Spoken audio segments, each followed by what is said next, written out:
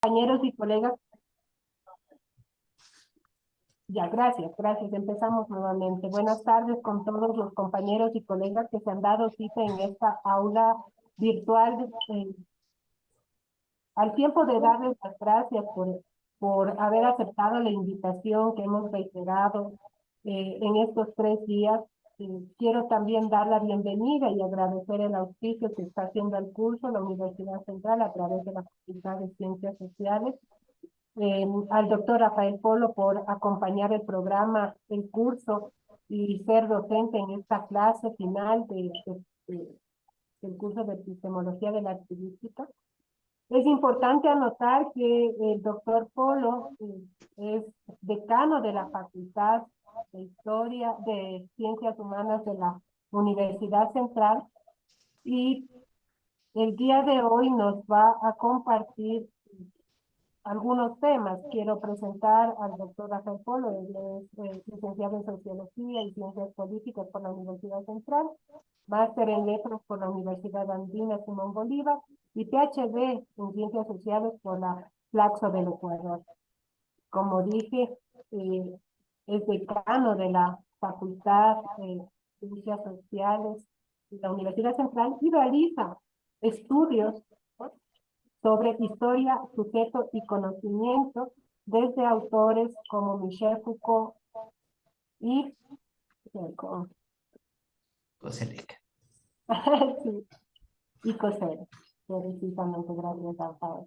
Entonces, con esto, solamente antes de darle la palabra a él y que pueda iniciar la clase, quisiera advertirles a los compañeros que pidieron aplicar al certificado de aprobación del curso, es decir, aquellos que van a hacer las preguntas del foro, que deben ingresar a la plataforma dispuesta a la que recibieron unos accesos y realizar hasta el día 11 de septiembre sus. Sin más, le dejo la palabra a Rafael. Muchas gracias y que tengan una buena jornada de estudio. Buenas tardes a todos, a todas, bienvenidos. Gracias por la presentación, Alejandra. Gracias por asistir a todos ustedes. A veces, bien, ¿cómo vamos a trabajar? A ver, yo espero que ustedes puedan hacerme las preguntas cada vez que les llame la atención de algo. Yo voy a hacer una exposición de unos 30, 40 minutos y luego tendremos un diálogo abierto. Mi tema tiene que ver sobre la relación entre historia, archivo, y partiendo de dos consideraciones importantes, haré un recorrido por 3 o 4 autores, entre ellos de Jacques Derrida, Michel Foucault, Paul Ricoeur y Michel Desserteau, que incluso un texto sugerido de lectura de Michel Desserteau sobre la operación historiográfica. Bien, partamos de dos ideas fundamentales para esta charla. Primero, la idea de las ciencias, todas las ciencias, pero sobre todo las ciencias sociales, trabajan con archivos. Archivos mm, fotográficos, archivos de documentos, archivos visuales, ¿sí? Testimonios, ¿sí? Testimonios convertidos en documentos de archivos. Es decir, y permanentemente la ciencia está dialogando con sus archivos para la producción de un nuevo conocimiento o haciendo una revisión de archivos antiguos para revisar el conocimiento considerado como una verdad científica en un momento dado. ¿Sí? Esa es una primera idea muy general. O sea, no hay pensamiento sin archivo, no hay cultura sin archivo, no hay conocimiento sin archivo. Y eso nos pone en un lugar fundamental entender qué es esto del archivo. Las dos conferencias de los días anteriores nos han dado una idea histórica y ayer nos dieron una idea paradigmática de los distintos momentos, o dos paradigmas sucesivos que hay en el trabajo de las archivística. Yo quisiera ir por otro lado, por empezar un poco hablando sobre El mal del archivo, un texto de Jacques Derrida de una conferencia producida en Londres en junio de 1994, que habla justamente sobre el tema de la relación entre memoria, archivo, pero empezando por algo fundamental. ¿Qué significa la palabra archivo? La palabra archivo tiene que ver con arché, es decir, con aquello que es el comienzo y es el mandato. Es decir, cuando hablamos de archivo estamos hablando de algo fundamental, de algo que construye un fundamento o de algo que es un fundamento en ambos niveles.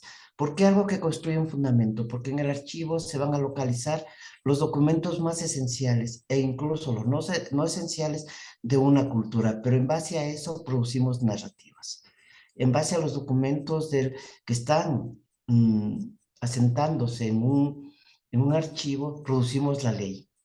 Ayer nos mostraban la relación muy estrecha que hay entre el archivo, orden y poder, entre el archivo, ley y normalidad.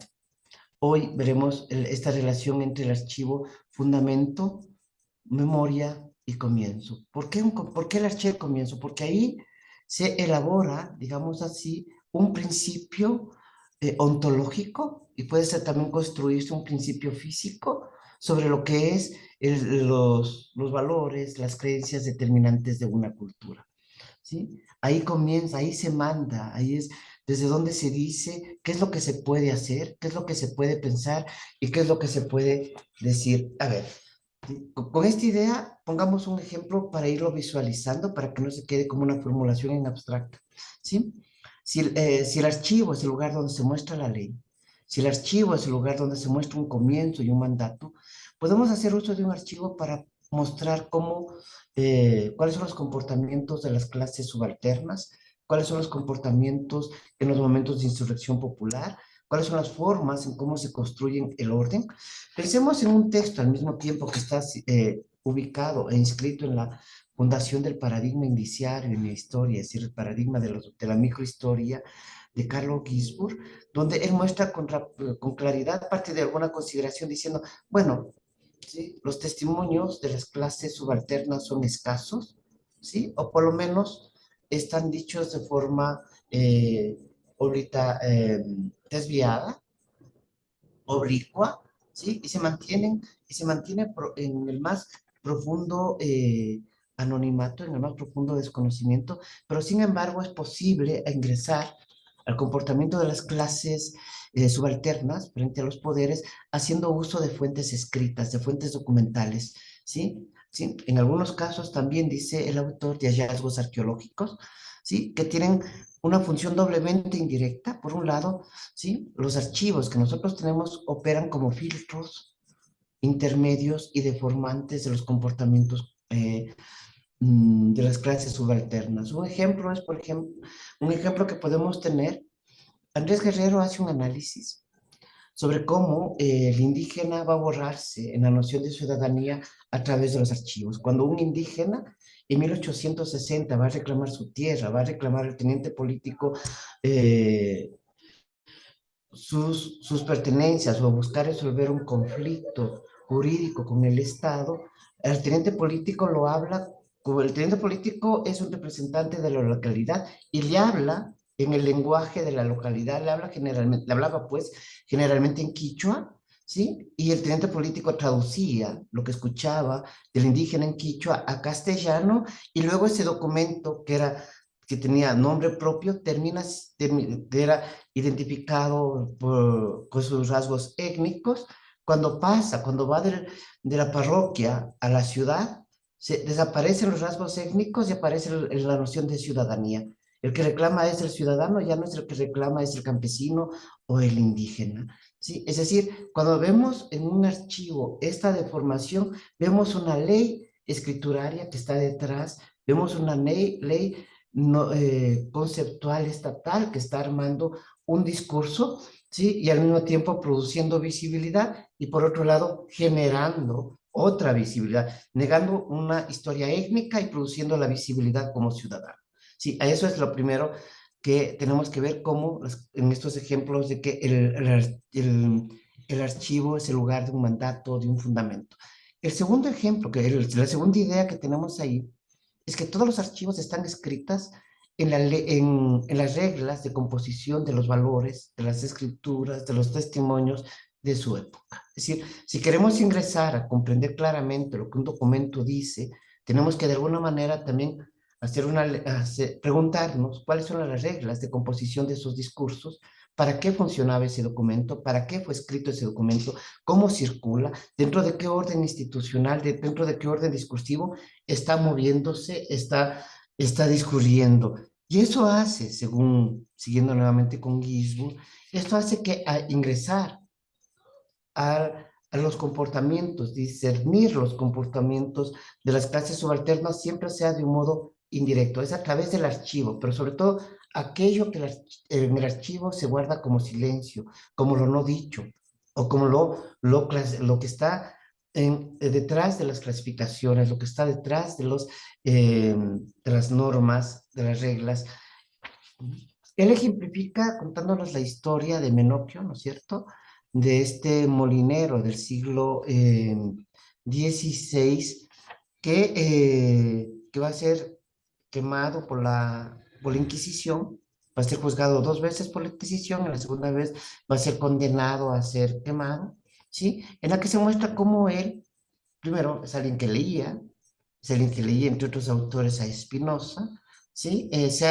Reconstruye una idea sobre lo que es el universo y esa reconstrucción que se hace en base a objetos, a procesos concretos muy empíricos como el queso, la transformación la descomposición del queso, la emergencia de los gusanos, elabora ahí a partir de lo cual elabora toda una crítica al mundo eclesiástico, toda una crítica al ideal de la divinidad omnipresente, eh, pero que se mantiene, digamos, al margen de, eh, de la lectura oficial y eso le llevaría a la condena. Esto, la primera idea que quería hacerlo es como que ejemplificar eso, ¿no es cierto? Cuando hablamos de archivo, hablamos del lugar de un fundamento, pero el lugar de un fundamento que siempre tiene riesgos, ¿sí? Porque si el archivo es la condición de todos los discursos, de todas las narrativas posibles de una comunidad, de un Estado, ¿sí? También quiere decir que no es unívoco, sino es múltiple, que, eh, que está celosamente cuidado, que está celosamente organizado, ¿sí? Y que ahí se mueve la forma en cómo clasificamos un archivo, tiene que ver la forma en cómo se organizan las instituciones, que a su vez expresan, son correlativas a la forma como se movilizan y se organizan las creencias y los valores. ¿Ya? Esta primera idea creo que es muy importante porque no hay archivo sin ley, porque no hay archivo eh, sin regla o, sin, mejor dicho así, sin condición de posibilidad de reglas. Y esto hace de que el diálogo que hay permanentemente eh, desde el archivo tenga que ver con algo fundamental, ¿sí? La producción de lo público, la producción de lo colectivo, la producción de lo comunitario.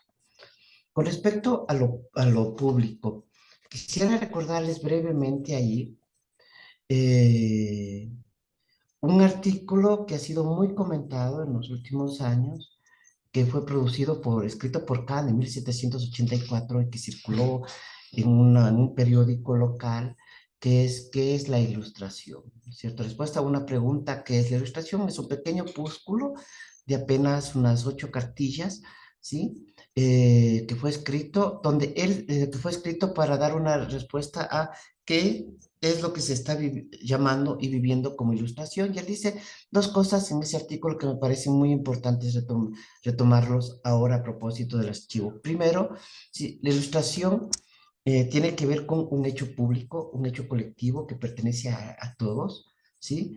Sí, y lo público es un espacio instituido para el ejercicio público de la razón privada. Este ejercicio público de la razón privada tiene que ver con la necesidad de demostrar argumentalmente y en muchos casos produciendo evidencia de aquello de lo que se habla. Y en un segundo lugar, la ilustración dice tiene que ver con el conocimiento, tiene que ver con la ciencia, tiene que ver con la filosofía, porque para Kant el texto, todo texto, todo documento que se produce siempre es el signo de una intervención, el signo de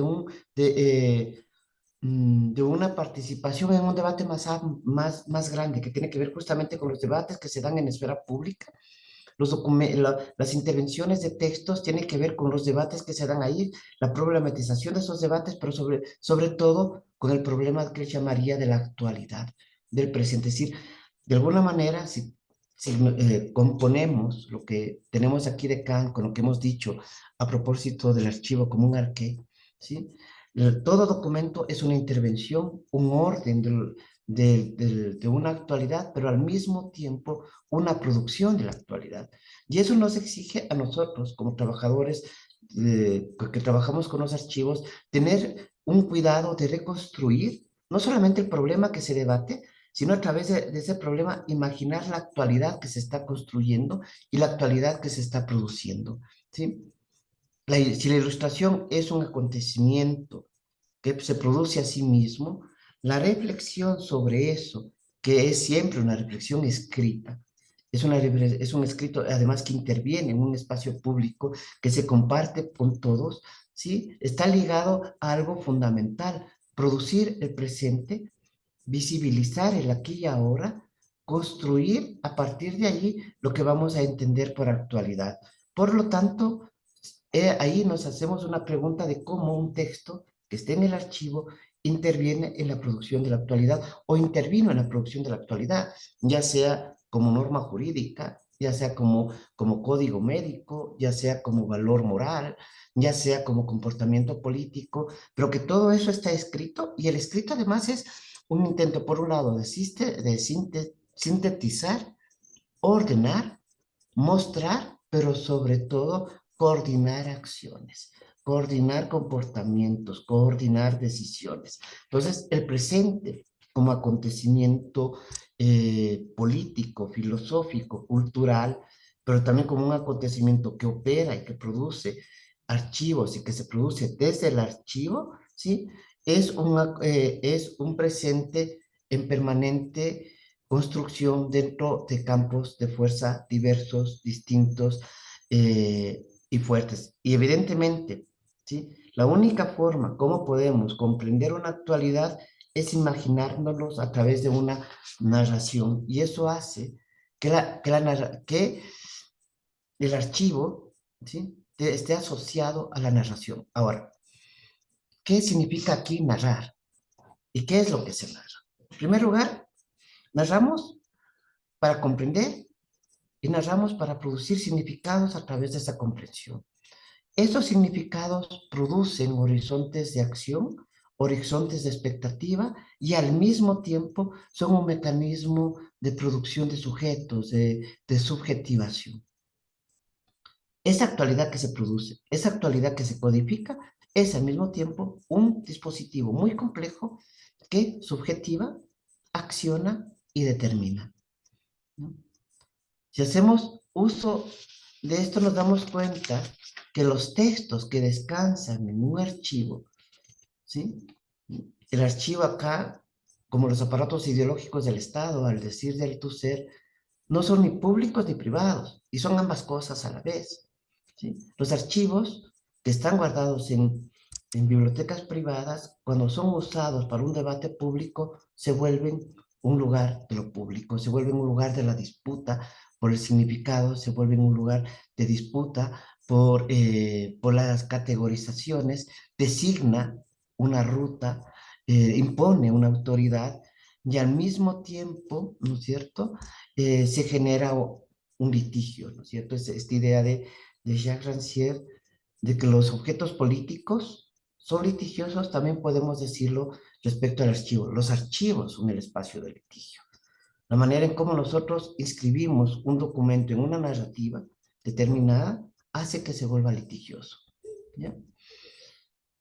Bien, estos son los dos puntos iniciales con los cuales quería empezar en nuestro diálogo con respecto al tema que nos habíamos propuesto hacer, ¿no? Y ahí sí quisiera hacer, para ir haciendo una suerte de rodeo de discusión, una suerte de rodeo de problematización, ¿sí? Recuerden, cuando decimos que el archivo, que no se puede pensar sin archivos culturales, que no podemos investigar al margen de los archivos, eso nos lleva a un problema muy complejo, ¿sí? Porque el archivo en ese momento no se convierte solamente en un lugar físico, ¿sí? Que puede ser administrado por el Estado. Y ayer veíamos, y ayer y anteayer, escuchábamos la forma en cómo se administraron los archivos en la colonia, en la República, en la edad contemporánea, y cómo los dispositivos digitales hoy modifican la forma de organización de los archivos, o al menos sus usos. Sí quisiera que recuperemos algunas nociones que me parecen, por lo menos a mí, muy importantes, con esta idea de que cada forma cultural, ¿sí? Estoy aquí tomando mucho y algunas cosas de Foucault, ¿no? O sea, cada forma cultural genera, ¿sí? Sus propios sistemas de interpretación, sus propias técnicas y sus propios métodos, ¿sí? Y sus propios usos del lenguaje. Dicho de otra manera, cada forma cultural genera su propio archivo y a partir del archivo genera además su propia forma de narrar.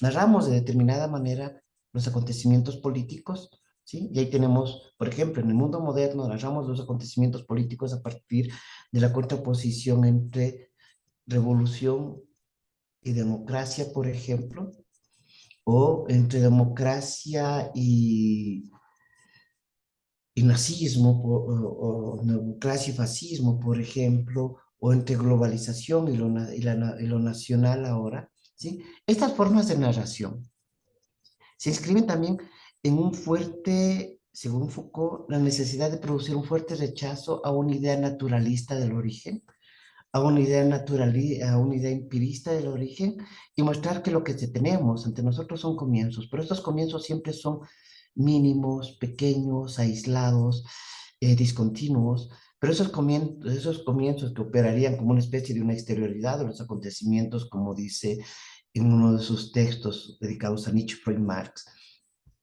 ¿sí? Esos pequeños comienzos en realidad son espacios de fundaciones, ¿no? De rearticulación, de uso permanente, de búsqueda de un fundamento, de una apuesta. Paréntesis acá, ¿por qué buscamos fundamento? ¿No? ¿Por qué los seres humanos buscamos un fundamento? Porque simplemente nosotros no respondemos a un telos natural, sino que tenemos a un telos histórico. Y al mostrar un telos histórico debemos fundamentarlo.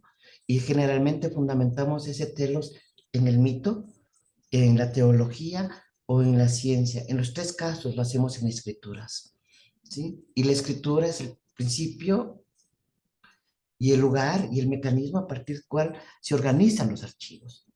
Y esto lleva a esta idea de que, no, si bien no se termina nunca la interpretación, siempre tenemos momentos de interpretación, momentos distintos, momentos diferentes, ¿no?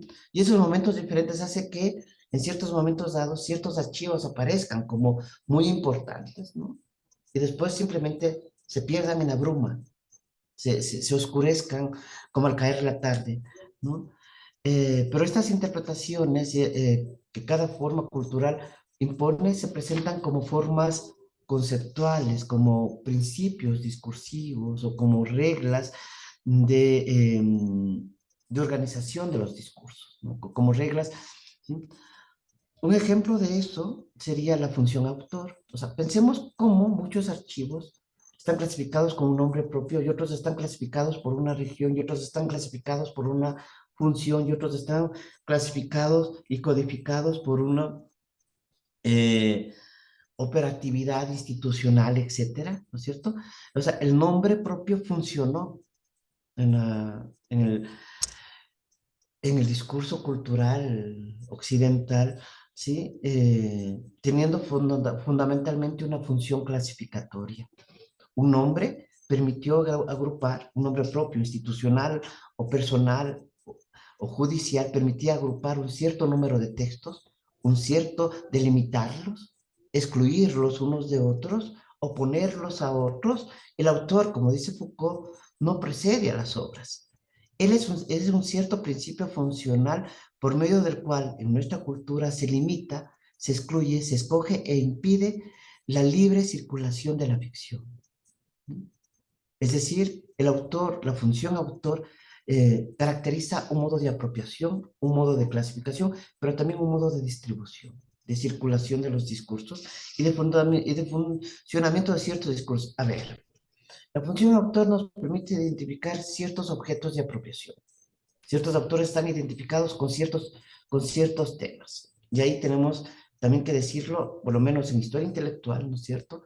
Sabemos que cada uno de los autores, más allá de los problemas que piensa, se singularizan por los conceptos que inventan y que son invención de ellos. Por ejemplo, Marx con el concepto de plusvalía, con el proceso con el concepto de fuerza de trabajo, con la forma natural de la reproducción social, o Nietzsche con la idea de la voluntad del poder, o Foucault con la idea de episteme, o Carlos Ginzburg con el método indiciario. Es decir, ellos están singularizados en esos conceptos que después pertenecen a todos, de acuerdo al grado de apropiación que hacemos, pero también van a formar parte de principios de organización de los archivos. ¿No? Es decir, partimos además de esta idea de que si la función autor clasifica, la función autor opera como un modo de regulación de los discursos que se hacen a nombre de ese nombre propio. Entonces tenemos, ¿no es cierto? Rápidamente clasificamos a Marx con el marxismo, a Nietzsche con el nihilismo, a Foucault con la arqueología, ¿sí? Es decir, sin embargo, esa función autor recuerda algo que es fundamental, ¿sí? Que tiene que ver con una noción que a nosotros nos parece fundamental, que es la noción de texto, ¿cierto? El archivo está hecho de documentos y todo documento puede ser entendido como un texto cultural, un texto histórico, ¿sí? Pictórico, un texto discursivo, un texto digital, etcétera. Y el archivo archiva textos. Pero ¿qué es un texto? ¿Cómo opera un texto? Porque el texto se vuelve absolutamente fuerte y decisivo en la forma de organización que tiene, de alguna manera, los archivos. A ver, digamos así, un texto que va a ser archivado, que entra dentro del proceso de archivación, ¿cierto? Porque antes de tener los archivos en un estante o tener los archivos en una forma de organización discursiva, el archivo debe ser archivado, dice Paul Ricoeur. Pero para hacer eso necesitamos reconocer que todo texto que va a ser archivado, en un inicio es un texto que interviene en un campo de fuerzas. Es producido en un campo dialógico, es producido en un campo problemático, ¿sí? Es decir, no hay texto gratuito, no hay texto inocente, sino que todo texto se inscribe dentro de una problematización, dentro de una imaginación, dentro de una producción, como interviene en ella, produce, por lo tanto, a través de un texto es el lugar de un litigio, de un campo de batallas de los conceptos, hay un campo a su vez, una lucha por la forma en cómo el texto debe ser hecho formalmente, y por otro lado, en el texto está en juego los fundamentos de una verdad. Es decir, cuando hablamos del archivo, no solamente hablamos de una clasificación de documentos, sino también de un principio de la verdad. Hay una manera de entender lo que es verdadero y lo que no es verdadero, lo que es la realidad, lo que es el conocimiento. Y por último, todo texto produce efectos políticos. No hay texto sin efectos políticos. Tengo una pregunta, te voy a pedir, Alexander, que me dejes terminar la exposición y luego doy paso a la pregunta que tú estás formulando, que creo que es interés de todos. ¿No? Es decir, si un texto se inscribe en una intersección de fuerzas, ¿sí? Pensemos en un dictamen judicial, no solamente es un dictamen que tiene validez en el campo jurídico, sino que tiene validez en el campo político, sino que produce efectos en el campo de la moral y produce efectos en el escenario de la vida cotidiana. Es decir, un texto siempre está produciendo efectos, ¿sí? Y esos efectos, de alguna manera, son los que son controlados o queda potencialmente eh, como una posibilidad, pero también como una amenaza dentro de los archivos. Esto hace que un texto está considerado como una máquina histórico-social, histórico-cultural, enormemente potencia, que siempre cumple con una función comunicativa, que siempre cumple con una función narrativa, ¿sí? ¿Por qué narrativa? Porque todo texto, en este caso el jurídico que hablábamos hace un momento, produce significados, produce declaraciones, genera un esfuerzo de descifrar o descifrar significados concretos del mundo humano, del mundo de las prácticas, ¿sí? Y en ese sentido, ¿sí? Cuando los textos son producidos por códigos de ordenamiento, por códigos narrativos. O sea, pensemos una novela sin trama, ¿sí? Veamos todos los esfuerzos, hubo enormes, fantásticos esfuerzos de la literatura vanguardista de producir textos sin trama y sin embargo era necesario el texto sin trama. O tramas interminables como Esperando a Godot de Samuel Beckett, por ejemplo. O textos circulares con tres niveles de circulación, de tres niveles de círculos distintos, como 100 años de soledad, ¿no? Pero la construcción del texto es el lugar de objetivación de las preocupaciones, de los sueños, de las creencias que una cultura tiene, ¿no? Y eso hace que un texto esté producido en un lenguaje natural, esté producido en un lenguaje social, ¿ya? Bien, si el texto interviene, si el texto produce fuerza, si el texto no es gratuito, si el texto es un lugar de batalla, ¿por qué mm, este lugar de batalla está postergado en el archivo? ¿Sí? Está silenciado en el archivo, ¿no? Y ahí viene algo que parece que para nosotros es fundamental, ¿no es cierto? Cuando vamos al archivo no vamos vacíos, vamos cargados de preocupaciones, vamos cargados de suposiciones, incluso cuando vamos simplemente, como se dice en nuestro medio, no sé si también se dice en el medio de ustedes, cuando simplemente vamos a hojear un archivo, resulta que el archivo nos va imponiendo una comprensión porque tenemos las herramientas adquiridas en el proceso de subjetivación individual, social y profesional, a partir de las cuales nosotros producimos narrativas. Vemos un archivo y vamos descubriendo regularidades, mejor dicho, vamos localizando repeticiones, y a partir de las repeticiones imaginamos una regularidad e incluso llegamos a imaginar un principio de esa regularidad, y cuando tenemos ese principio de regularidad empezamos a darnos cuenta que empiezan a aparecer por todo lado objetos que antes a simple vista simplemente no aparecían, no estaban allí. Y esto nos lleva a algo que es central, ¿no es cierto?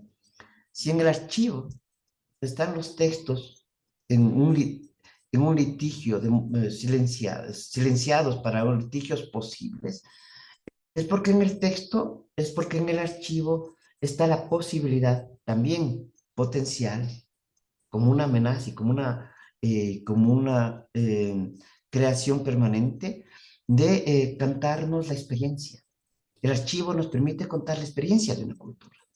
Y esa experiencia, como sabemos, es una experiencia, por un lado, temporal, y lo temporal solamente tiene sentido para nosotros porque lo podemos narrar. Si no tuviéramos la posibilidad de producir relatos, de producir narraciones, no tendríamos la posibilidad de tener experiencia, ¿sí? Y ahí, como todos sabemos, ha habido dos grandes modelos en Occidente para producir narrativas, ¿no es cierto? El modelo de la mímesis, es suponer que debajo de todo el mundo fenoménico solo hay un principio que lo explica, hay un principio subyacente detrás de la apariencia que explica la apariencia. Entonces, si conocer algo es conocer ese principio.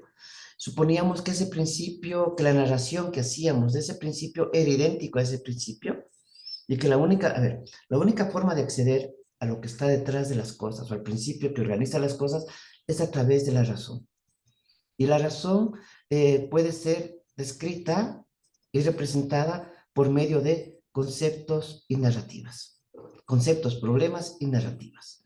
Cuando suponemos que estos conceptos y narraciones son idénticos al principio que estamos en la mimesis, y esto ha sido una idea que viene desde los tiempos de Parménides hasta hace poco.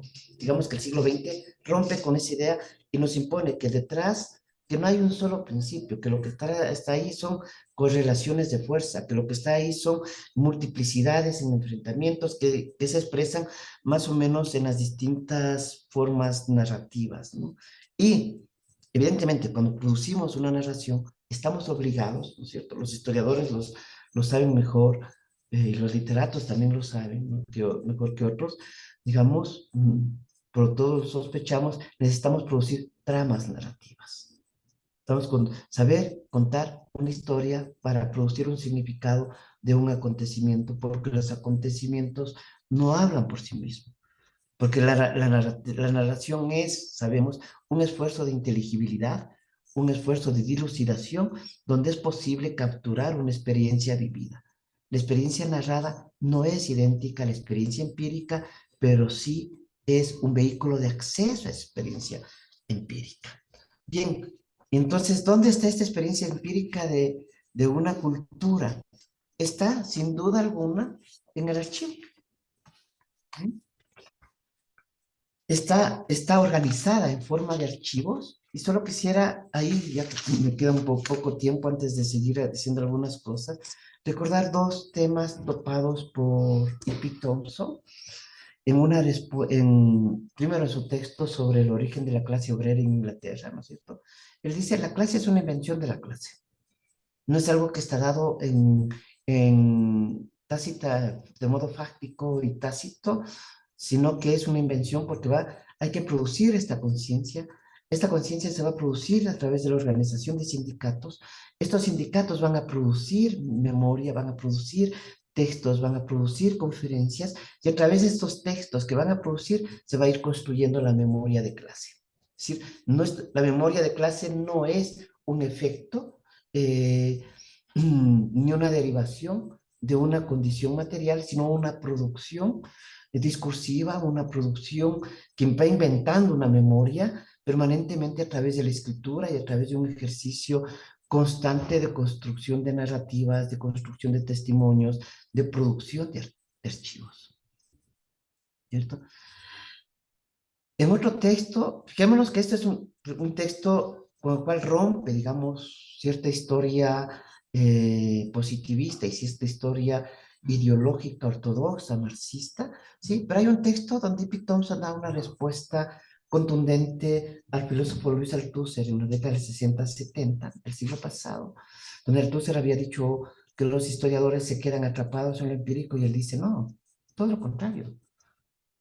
Los historiadores lo que buscamos capturar es algo siempre incapturable. Buscamos capturar la experiencia, pero la experiencia está en, en los documentos, la experiencia está en los archivos, la experiencia y los conceptos, mejor dicho, la conciencia está, no es espontánea, no es en lo que la gente dice solamente, sino en todos aquellos documentos donde podemos eh, percibirlos y donde los podemos localizar. ¿Dónde podemos localizar la poesía de los obreros franceses previos a la Comuna? En los escritos que hacían los zapateros, en los escritos que hacían los artesanos, en los escritos que hacían los sastres, y que publicaban en sus propios boletines, en sus propios revistas, y que leían entre ellos, que los disfrutaban entre ellos, y nosotros ahí podemos comprender una experiencia. Ahí podemos objetivar una vivencia, un litigio social, una forma de percibir lo otro permanentemente, ¿no? Pero para percibir lo otro, dice, recordemos, ¿sí? Que los historiadores perciben de alguna manera intenciones, pero lo que persiguen fundamentalmente son vivencias que están inscritas en forma de metáforas, en forma de alegorías, en formas de relatos en los archivos o en la forma de informes oficiales, en la forma de declaraciones públicas o en novelas, en obras de teatro. Ahí están. Lo que nosotros tenemos que ver es cómo leer esos archivos y hacernos la pregunta de cuáles son las operaciones por las cuales esos archivos fueron producidos. Es decir, se trata de ver que los principios del archivo no están en el archivo, sino fuera. ¿Qué produce que un documento oficial sea oficial? La vida de las instituciones. ¿Qué produce que una declaración política sea imperecedera? El conflicto permanente al cual se refería. Es decir, la lógica histórica, dice E.P. Thompson, no es lógica analítica, no es lógica matemática, tiene que ver con con las formas en cómo registramos y operamos archivos. Y tercero, por la manera en cómo el historiador o aquellos que se acercan al archivo objetivan una experiencia, capturan una experiencia, porque sabemos, ¿no es cierto? Los datos no surgen gratuitamente, no son dados por un hallazgo ocasional, sino son registros de una pregunta eh, eh, que elabora estrategias hermenéuticas y que dentro de esa pregunta, dentro de esa preocupación, los hallazgos son posibles, ¿no? Y él propone, dice, bueno, recordemos, el conocimiento histórico es provisional, porque un mismo archivo puede ser leído de múltiples formas, desde múltiples lugares. Es selectivo, profundamente selectivo. ¿Sí? El historiador selecciona el texto que le permite mostrar y producir un relato potencialmente posible de la historia que fue, ¿sí? Pensado dentro de un marco de una totalidad. ¿Sí? Y por último, dice, el conocimiento histórico que se produce en base al archivo, ¿sí? Tiene como límite todo lo que el archivo le permita. Y ese límite es por principio infinito. ¿Sí? Todo archivo, ¿sí? Como una biblioteca de Borges, es infinito, ¿no? Porque los datos empíricos que ahí están guardados siempre serán reinterpretados desde distintas narrativas antropológicas, sociológicas e inclusive filosóficas, ¿no? Bien, y ahora sí quisiera referirme rápidamente al texto que les pedí leer o que lo puedan leer. Al texto de Thompson que me refiero se llama Miseria de la filosofía, ¿no?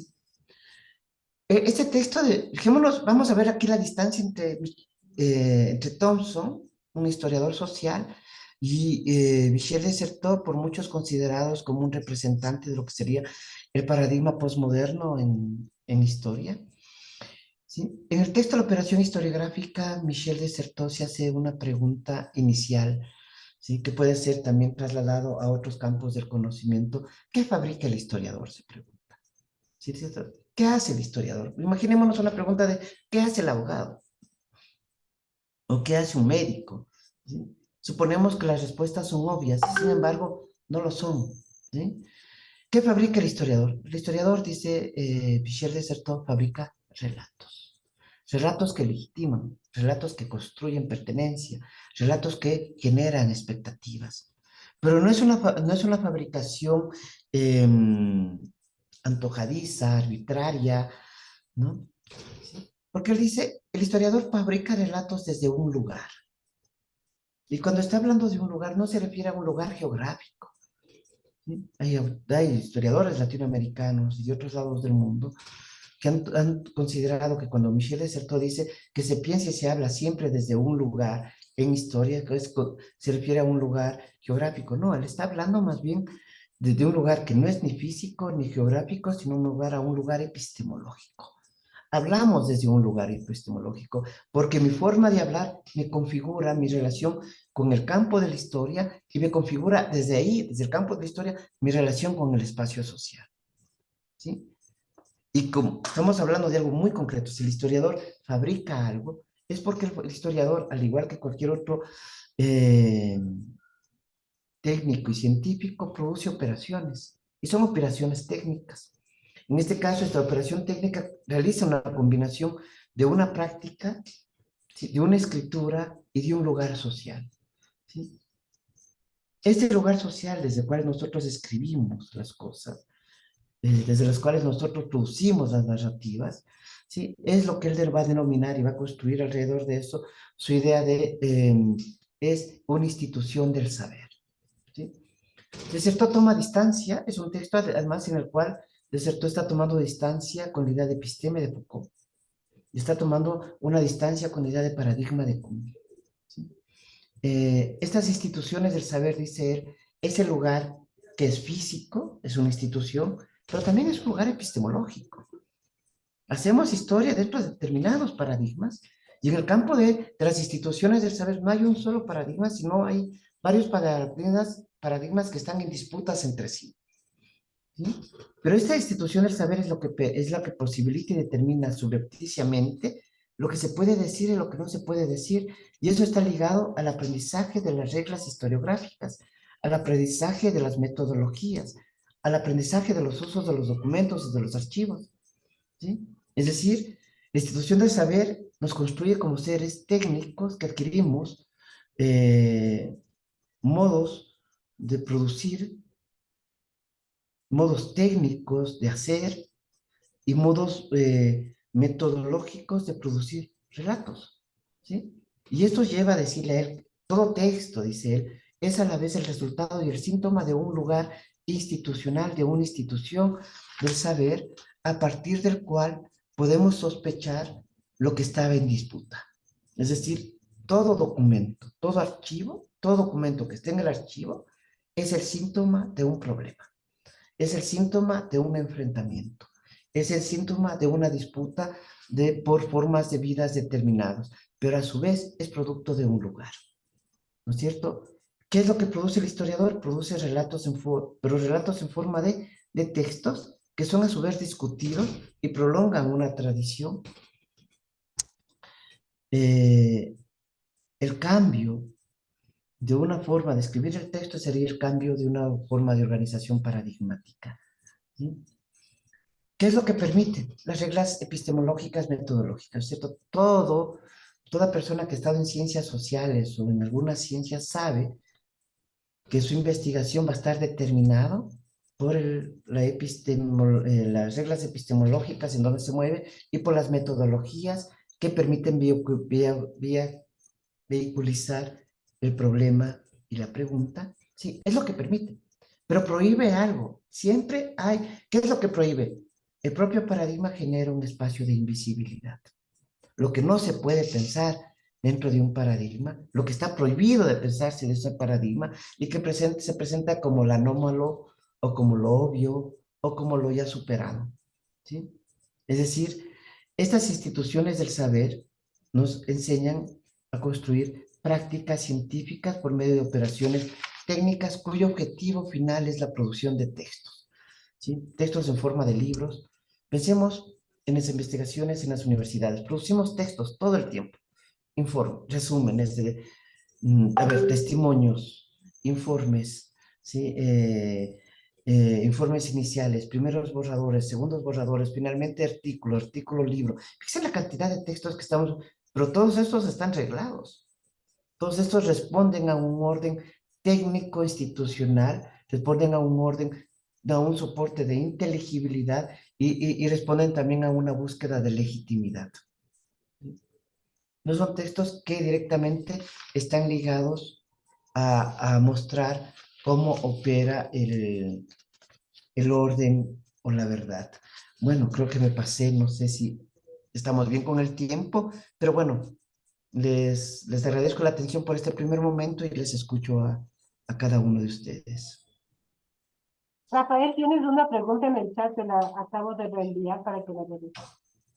Sí, sí, la estuve viendo. O sea, pensamos en esto como eh, en la colonia, por ejemplo, había una cantidad de textos prohibidos que no podían circular y sin embargo, en base a la prohibición se establecía comportamientos, se organizaban formas de comportamientos colectivos, ¿sí?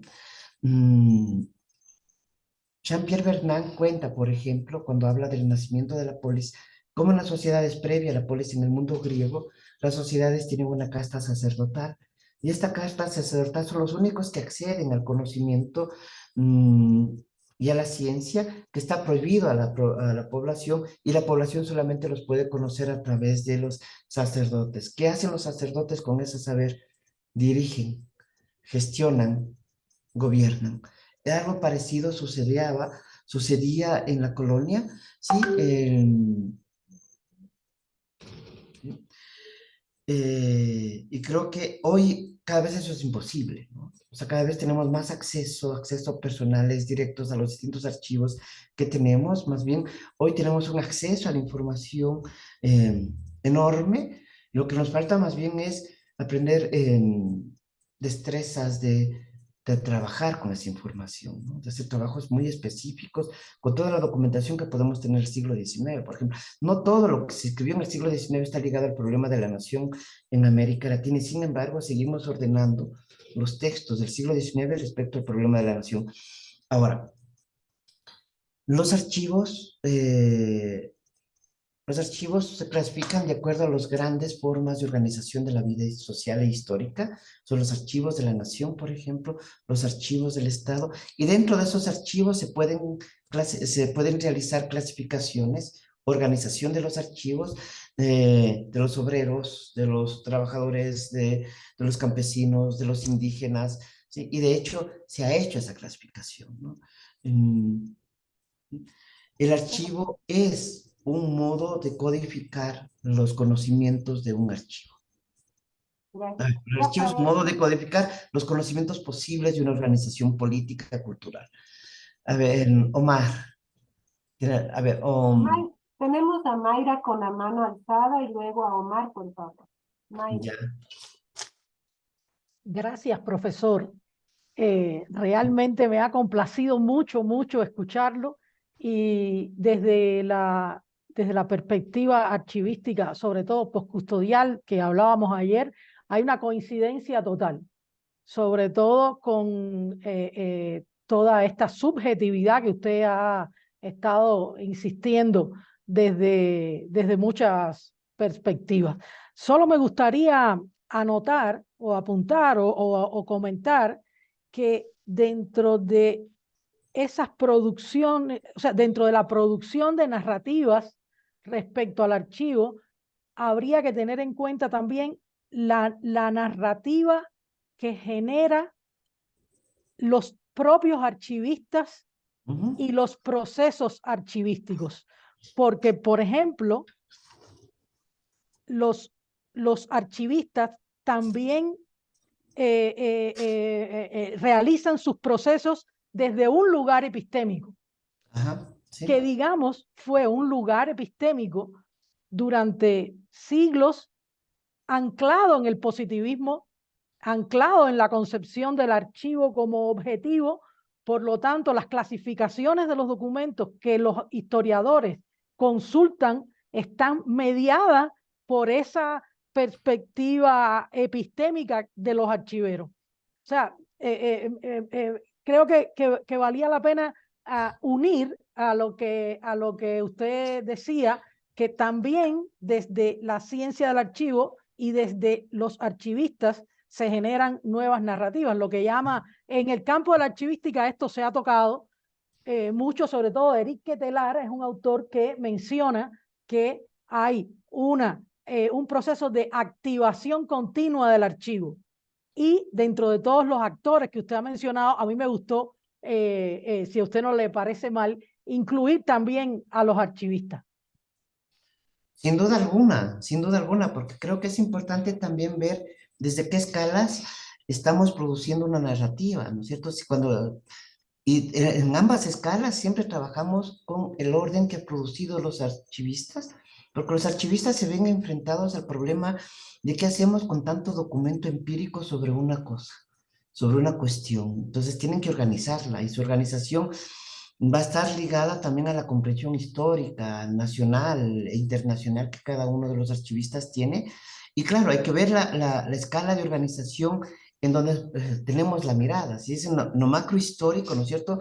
Organizamos los archivos en base a las regularidades estructurales en tiempos de mediana o larga duración, y si lo hacemos más bien en escalas más cotidianas, más ligadas al acontecimiento, o sea, organizamos los archivos de acuerdo a las conexiones cotidianas, a las interacciones, es decir, a la idea de las estrategias, de las tácticas, de los acontecimientos, y todos los archiveros producen una narrativa empírica con, muy importante sobre el trabajo que realizan. Es lo que algún filósofo llamó la conciencia espontánea de los científicos, ¿no es cierto? La conciencia espontánea que nosotros nos hacemos de las prácticas es porque nos vemos enfrentados a tomar decisiones, a elaborar clasificaciones o a usar clasificaciones que heredamos, a mostrar que hay documentos que ponen en duda todas las clasificaciones que heredamos y que sin embargo tenemos que darle un lugar.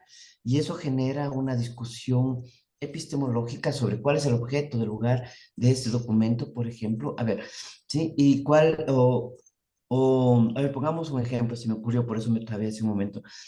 Hay un texto de Foucault que se llama Yo, Pierre Rivière, que asesiné a mi madre, a mi padre y a mis hermanos. ¿Cierto? Es un joven de unos 20 años que asesina a su padre para protegerlo de su madre, asesina a su madre para reivindicar a su padre y asesina a sus hermanos por ser testigos del crimen. ¿A quién pertenece ese documento testimonial por él? ¿Pertenece al derecho o pertenece a la psicología? ¿Pertenece a la criminalística o pertenece a la psiquiatría? Y hubo una disputa por este documento. Cuando el archivista se enfrenta a un documento de esa manera, se ve enfrentado a esa encrucijada analítica, a esa encrucijada clasificatoria. Creo que lo que tú señalas es muy pertinente y totalmente de acuerdo con esto, ¿no?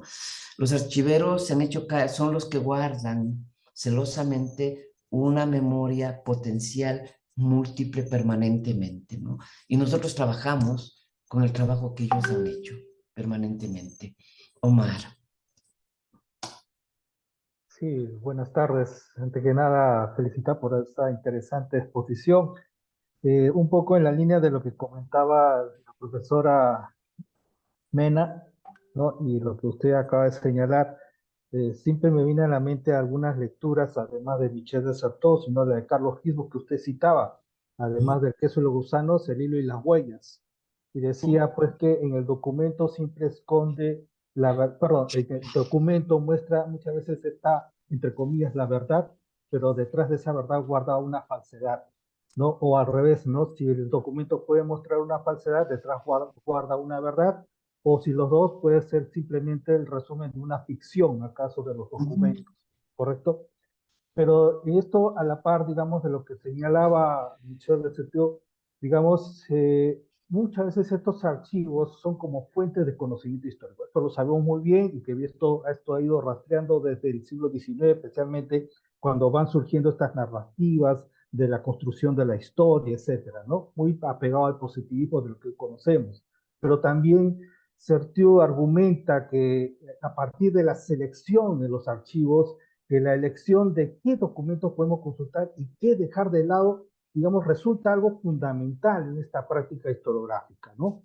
En que los historiadores no pueden revisar todos los documentos de un archivo, porque deben tomar prácticamente una decisión ahí, ¿no? Y esa decisión va acompañada de discernimiento, que, digamos, voy a seleccionar para ser algo más relevante en mi campo de investigación. Y por otro lado, también la autoridad en cuanto de los archivos, de la cual Certeau discute toda esta idea de que los archivos deben ser una especie de autoridad en la determinación de la verdad histórica. Pero yo me pregunto, ¿de qué verdad? Cuando la mayor parte de los archivos de la cual los historiadores usamos provienen de la versión oficial. Y es ahí, lo cual usted lo señalaba muy bien, ¿no? Certeau, sobre la base de la lectura de Certeau, nos invita pues a ir más allá de esta lectura. Va a decir de leer entre líneas de lo que nos ofrece la narrativa oficial, ¿no? Y que podemos encontrar a estos invisibles, a esta gente sin voz, ¿no? A estos, digamos, sujetos o a estos subalternos que no están plasmados en la escritura, y si lo están, lo ven desde lo oficial, pero hay que ver lo que hay detrás de ellos, ¿no? Y por otra parte, algo que me estaba olvidando y de lo que comentaba la profesora Mena, el rol del archivero, ¿no? El rol del archivero es tan importante porque no solamente es el que custodia, sino también defiende, ¿no? Y defiende para poder mantener esta base legítima, y me pongo en el lado del siglo XIX, en la base legítima para construir el Estado o la conformación del Estado y la nación. Y lo digo desde mi experiencia, digamos, de lo que vengo investigando, trabajando, de un personaje, por ejemplo, se me ocurre aquí a Francisco Taramona, ¿no? Un personaje que transitó entre el virreinato y la independencia, ¿no? Y este señor, era un funcionario y luego un servidor, ¿no? Que prácticamente dedicó buena parte de su vida a registrar o inventariar, lo que llamamos hoy en día, inventariar estos documentos, y defiende frente, digamos, a las presiones de la autoridad o de los gobiernos de turno con la finalidad de extraer estos documentos, de utilizarlos para otros fines. Por ejemplo, era muy común entre los años de 1830 al 40, en el contexto de las luchas caudillescas, ¿no?, que los gobernantes de turno extrajeron papeles, los documentos inclusive, y elaboraron cartuchos para municiones, ¿no? Y este señor Taramono defendía, pero defendía trabajando, defendía, digamos, registrando, inventariando a fin de que esto nadie me lo va a tocar, nadie me lo va a mover porque esto sirve como base, digamos, de nuestro Estado, es el sustento en sí, ¿no? Cosa curiosa en esos aspectos. Entonces, es un caso, digamos, quizás particular de lo que ocurre, digamos, dentro de tantas historias de los archiveros que cumplen un rol tan fundamental, digamos, en la conservación, en la custodia, digamos, y en el tratamiento de los documentos, ¿no? Reiterar mi agradecimiento por esta interesante exposición. Gracias. Gracias por lo que recuerdas tú de lo que decía Gisborne sobre el documento. Creo que también es importante recordar lo que un poco decía Walter Benjamin en otro contexto, pero casi yendo al mismo punto, ¿no? Todo documento de cultura es a la vez un documento de barbarie, lo dice en la tesis sobre la historia, ¿sí? Porque la verdad histórica no es, no, la verdad histórica, mejor dicho, el conocimiento histórico, la verdad histórica no es un dato empírico, sino una narrativa que se construye desde la hegemonía y desde y la contrahegemonía, ¿no? Permanentemente. Y por eso las imágenes del pasado como del futuro están en permanente disputa. No es algo dado, no es algo quieto. Eso es lo maravilloso de sí, de este tipo de trabajo. De pronto nos encontramos un documento que lo cambia todo, ¿no? Absolutamente todo, y tenemos que volver a imaginar los pasados, ¿no? Los futuros, ¿sí? Porque lo que está en disputa es el presente, ¿no? Cualquier pregunta que nos hacemos es una pregunta que puede tener la forma de un pasado muy lejano, pero es una pregunta sobre el presente, ¿no? Y son los documentos los que nos permiten a nosotros aterrizar, situar esa pregunta, incluso componer con ella relatos. O sea, pensemos a propósito de lo que tú decías, ¿no?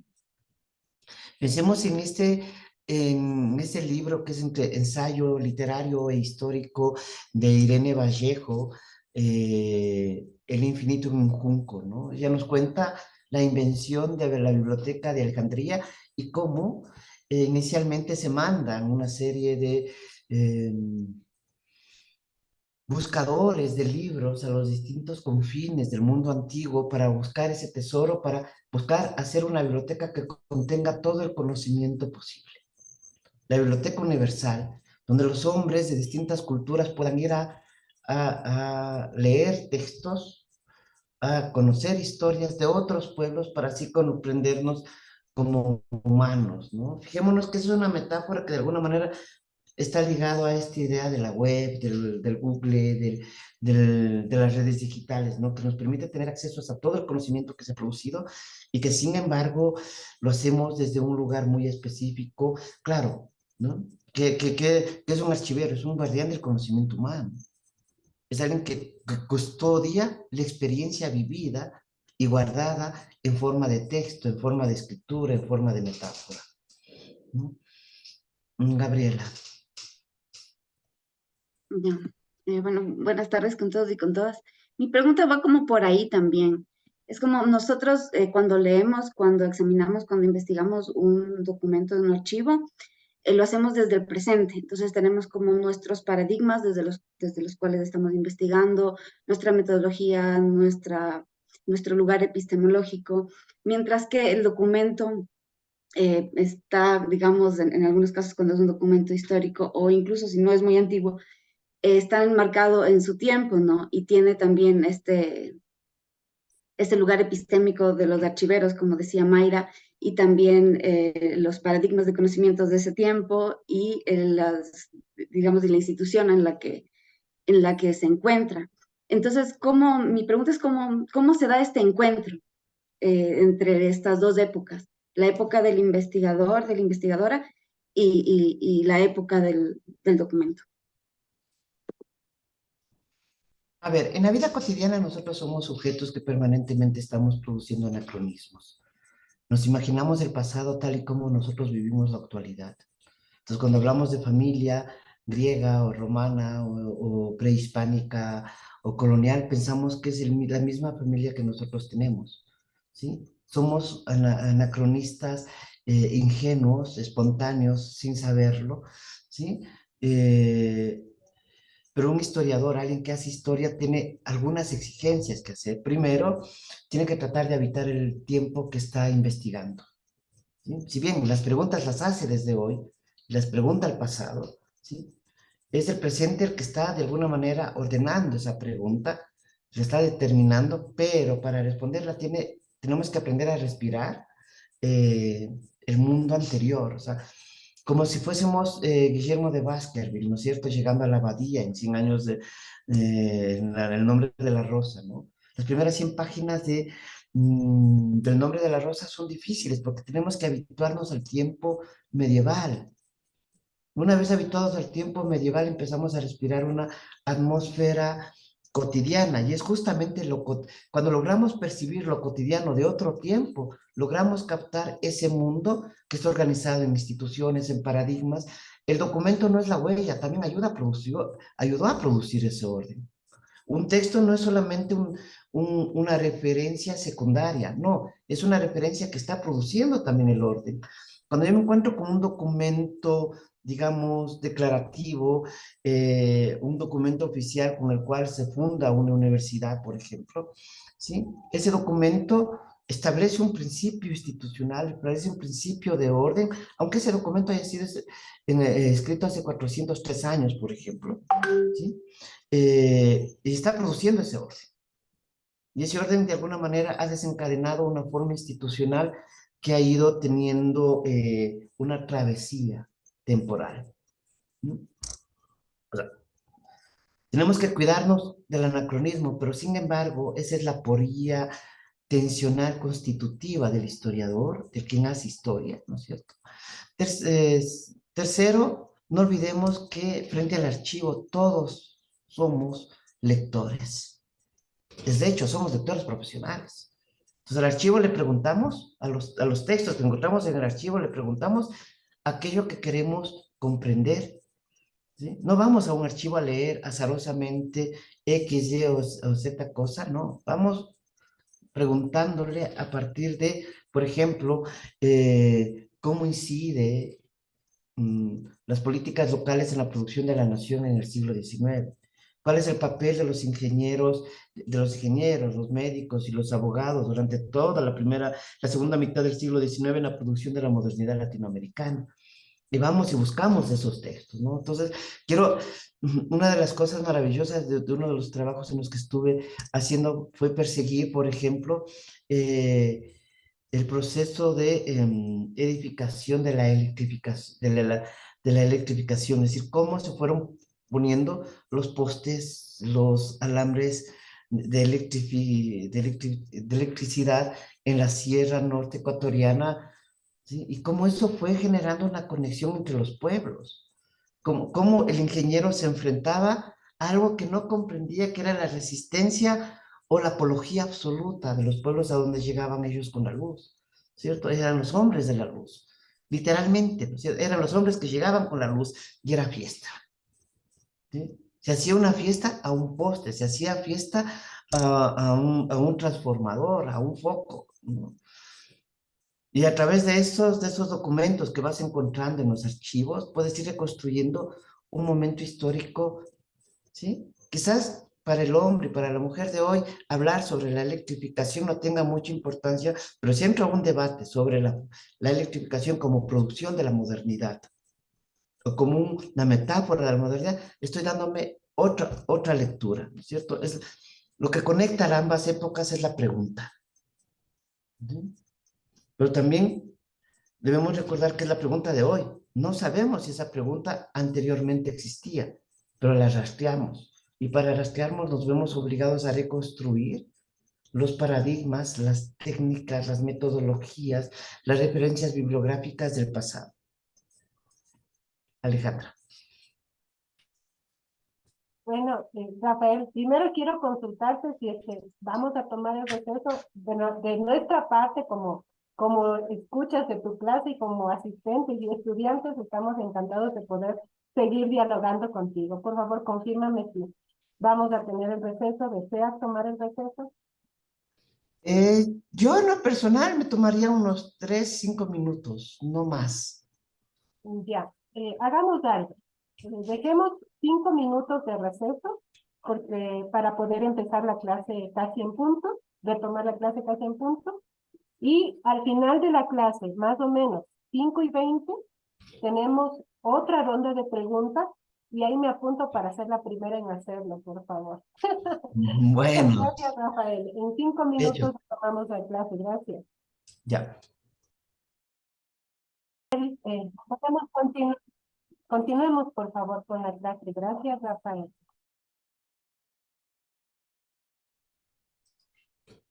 Bueno, vamos a continuar. Ahora quisiera detenerme un poco en dos autores que yo tengo clara conciencia de que ustedes lo conocen muy bien. El uno de ellos tiene que ver con esta idea de la condición histórica de un archivo. Podemos sacar eso, ¿no? De Paul Ricoeur. Me refiero a un libro muy clásico de él, que es de Historia, la Memoria y el Olvido, en donde podemos ver distintos momentos que dedica al archivo, pero sin embargo hay un punto donde él dice, bueno, sí, el archivo está producido desde el testimonio, ¿no? Entonces él hace un recorrido que va del testimonio a los documentos oficiales, al archivo y al proceso de la archivación. ¿Qué organiza la archivación? Veamos, hagamos ese recorrido que hace Paul Ricoeur, partiendo de que todo documento, en principio, siempre es una huella, es un residuo, es lo que queda después de los acontecimientos, ¿sí? Aunque el documento sea un acontecimiento en sí mismo, por ejemplo, un manifiesto, ¿sí? Sin embargo, es una huella de un momento histórico, de una lucha social, de una declaración, de unas declaraciones políticas. Y bien, lo primero que debemos enfrentar es el tema de que permanentemente nosotros estamos haciendo testimonios, ¿sí? Voy a poner un ejemplo muy familiar para nosotros, quizás para los que ya tengamos unos 50 años, era algo muy cotidiano, quizás para los jóvenes no, ¿sí? El álbum de familia. Cómo las abuelas o los padres en el álbum de familia construían una narrativa, ¿sí? Tenían las fotos de todos aquellos que formaban parte de la familia y escondían las fotos de los que ellos deseaban que no sean de la familia. Había una censura, había una prohibición, era un álbum. Y las abuelas, cuando conversaban con sus amigas o conversaban con sus... Lo que hacían es tomar el álbum de fotos y contar la historia de la familia a través de las fotos, ¿no es cierto? Hoy es algo que ha desaparecido, ¿no? Pero ¿qué es lo que está en el álbum de fotos? El álbum de fotos es un archivo, una noción ordinaria, cotidiana, familiar, de un archivo familiar. Ahora, que si trasladamos esto a un modelo histórico fuerte, ¿no es cierto? Dessertó dice, bueno, lo primero que tenemos que darnos cuenta es que archivamos testimonios. En el testimonio, lo que buscamos, el testimonio busca es mostrar algo que aconteció, y quien es testigo de si algo que aconteció busca ser creído. Y ahí viene una regla fundamental: cuando algo ha sucedido, al menos debe ser narrado por tres voces o dos miradas distintas. Si hay una sola mirada y no hay dos miradas, Paul Ricoeur dice, hay que por lo menos sospechar que puede ser una ficción, ¿sí? ¿Hasta qué punto es fiable el testimonio? ¿No? ¿Hasta qué punto un testimonio realmente está diciendo la verdad cuando está describiendo desde un horizonte moral, desde un horizonte estético, desde un horizonte político, algo que está sucediendo? Es la misma pregunta que se hace Giorgio Agamben en qué queda después de Auschwitz, ¿sí? Se hace la misma pregunta, ¿no es cierto? Pero claro, él encontrará en los testimonios de los campos de concentración de Lubrinka y de Auschwitz y otros, cómo a partir de esos testimonios se puede reconstruir la vida cotidiana de los campos de concentración. ¿sí? Así como nosotros podemos, en base a los testimonios, reconstruir la violencia de género, podemos reconstruir la violencia política, podemos reconstruir las formas de exclusión y de discriminación por razones de género, de etnia, de clase, eh, o por exclusiones nacionales, ¿sí? Pero esas exclusiones forman parte de la vida cotidiana, ¿sí? Y es en el testimonio de lo cotidiano lo que se muestra es la forma de la codificación y de la clasificación de lo social y de lo histórico. No olvidemos que la gran parte de las filosofías del siglo XX, pensemos en Heidegger, pensemos en Jean-Paul Sartre, pensemos en autores como Lukács y otros, ¿no es cierto? Tienen como objeto tratar de mostrar cómo opera la vida cotidiana, cómo en la vida cotidiana está la historia, está contenida la política, está mostrándose las reglas y los códigos de pertenencia, las formas de establecimiento de los vínculos sociales, está ahí, esa es la vida cotidiana. Entonces el testimonio, ¿no es cierto? El punto de partida del archivo, según Paul Ricoeur, es un testimonio hecho por personas que viven la cotidianidad y hechos desde el discurso de lo cotidiano. Ahora, paréntesis, ¿desde dónde hablamos? Hablamos desde las categorías y esquemas esquemas sociales, conceptuales que hemos adquirido en el proceso de subjetivación como individuos y como sujetos, ¿sí? El testigo, dice Fernando, dame unos minutos y te doy toda la palabra, por favor. Si termino esta idea y te doy toda la palabra para ir. ¿Ya? El testigo pide ser creído, ¿no es cierto? Voy a citar a Paul Ricoeur. Lo que crea institución es, en primer lugar, la estabilidad del testimonio, en la garantía del vínculo social en cuanto que descansa en la confianza de la palabra del otro, ¿cierto? Es decir, el testimonio que es oral, ¿sí? Después se transforma en un testimonio escrito, a partir de los cuales podemos imaginar las formas de organización, de vínculos, de poder, de la vida cotidiana. Imaginémonos cómo nos imaginamos la colonia, ¿no es cierto? Y tenemos fantásticos trabajos, ¿no? Los trabajos de Contreras en Perú, por ejemplo, los trabajos que han hecho varios historiadores latinoamericanos, ¿sí? De cómo operaba. No hay nada más difícil para un historiador, por ejemplo, que describir la cotidianidad de algo, ¿no? Y claro, estos testimonios van a pasar al archivo a través de la escritura. Todo testimonio va a ser traducido del oral a la escritura a través, por ejemplo, del papel de los tinterillos, ¿sí?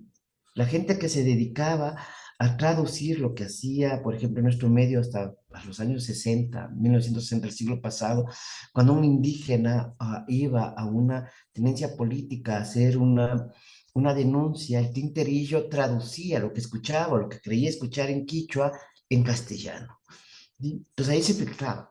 Había un filtro cultural, había un filtro racial, ¿sí? Hay ciertas inflexiones lingüísticas, modos lingüísticos que se pierden en la escritura, ¿sí? Y que sin duda alguno de ellos se perdieron de una vez para siempre, ¿no? Entonces, el tinterillo lo está haciendo a partir de las reglas del derecho. Así como el antropólogo está escribiendo su etnografía a partir de las reglas de la etnografía. Y por lo tanto, filtra lo que dice una comunidad, lo que dice eh, un, un informante, ¿no? Filtra. Lo mismo sucede con cuando vamos donde el psicoanalista, ¿no es cierto? Él también filtra, ¿no es cierto? Y lo filtra de acuerdo a las reglas de su saber. Esas filtraciones también lo produce la institución del archivo, filtra documentos. O sea, ¿no? Lo que crea el archivo, ¿no es cierto?, tiene que ver con lo que Paul Ricoeur va a llamar el proceso de archivación. Y la archivación es un proceso, primero, de selección de documentos. ¿Quiénes pueden ser considerados documentos y quiénes no pueden ser considerados documentos?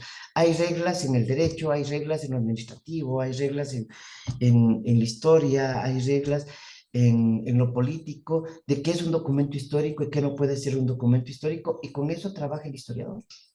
Es decir, el historiador ya trabaja con un filtro hecho, ¿sí? Al cual va a ser otro filtro, el de su pregunta investigativa, el del relato que esa pregunta posiblemente hable, ¿no es cierto? Y esto nos lleva a esta idea de que mi relación, ¿sí?, con la pregunta me relaciona con un lugar. Lo que yo pregunto en el archivo me relaciona con un lugar real o imaginario, ¿sí? Porque los archivos, los documentos, como decía hasta hace poco Marc, ¿no es cierto?, se mueven en los dos planos. Son reales e imaginarios. Son verdaderos, pero también son ficción. Son ambas cosas al mismo tiempo y ambas cosas las explotamos nosotros.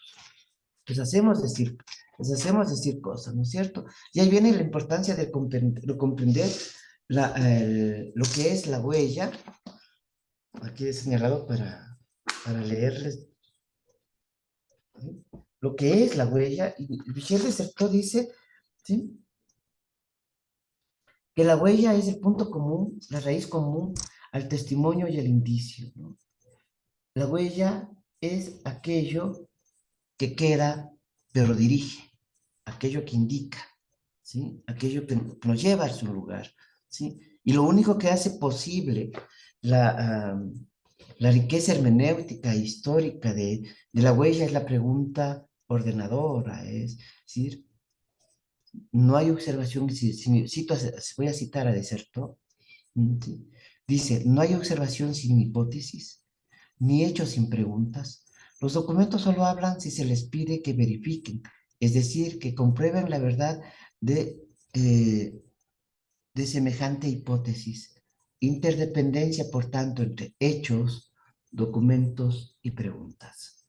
Fijémonos eso, ¿no es cierto? La pregunta no solamente es algo que guía, es la que nos permite seleccionar los documentos, es la que nos permite producir evidencias, pero al mismo tiempo la pregunta es la que nos va a permitir hacer un relato. Un relato siempre está hecho en base a supuestos, moviliza supuestos, moviliza conceptos, moviliza demarcaciones epistemológicas, ¿sí? Y eso hace que la pregunta muestre que el documento sea buscado e instituido. ¿Dónde lo encuentran? En el archivo, pero el archivo está organizado también según las categorías del Estado, según las categorías políticas, públicas del Estado. Recordemos que empezamos hablando sobre la importancia que Kant da a lo público como un espacio de la polémica, como un espacio donde todos convergemos en una polémica, en un enfrentamiento. En ese espacio, ¿sí?, sin embargo, es un espacio también codificado, y esa codificación es una codificación política, institucional, y es en base a esa codificación política que los archivos también trabajan. Clasifican los documentos de acuerdo también a los modos de organización administrativa de un Estado, a los modos de organización de, de una ciencia, ¿no? El documento es interrogado por el historiador porque ya fue de alguna manera inscrito en un lugar por el por la persona que se dedica a la archivística, ¿no? Y hemos hablado mucho de eso. Quien hace archivo tiene una función fundamental: ordenar y dar una regularidad a los documentos de una cultura. Y esto lleva a la necesidad de comprender que la historia es al mismo tiempo, ¿cierto? Las narrativas que producimos son al mismo tiempo un lugar de ficción, un lugar de explicación y un modo de comprensión. Es decir, no podemos renunciar al relato. Incluso textos sin sujetos, ¿no?, tienen la historia de un sujeto. Estoy pensando, Fernando Bruder, por ejemplo, cuando nos cuenta la historia del Mediterráneo. Son más de 900 páginas dedicadas a contarnos la historia del Mediterráneo, y el último capítulo nos cuenta la historia de la muerte del rey. Ha convertido al Mediterráneo en un sujeto histórico que tiene vida propia. Los historiadores contemporáneos que se dedican al paradigma atlántico nos están contando la historia del Atlántico, con todas sus bellezas, con todas sus sus entrecruzamientos, sus enfrentamientos, sus horrores, ¿sí? Pero que va a determinar el mundo de la vida moderna. Es decir, narramos, porque la única forma humana que tenemos para entender algo es produciendo una narración. Hoy algunos filósofos ¿sí? sostienen que vivimos la época del predominio del dato frente a la ausencia de la narración. Hoy no narramos, hoy tenemos datos y suponemos que el dato por sí solo constituye una evidencia. En ese sentido, como narramos, necesitamos producir modos de explicación de algo.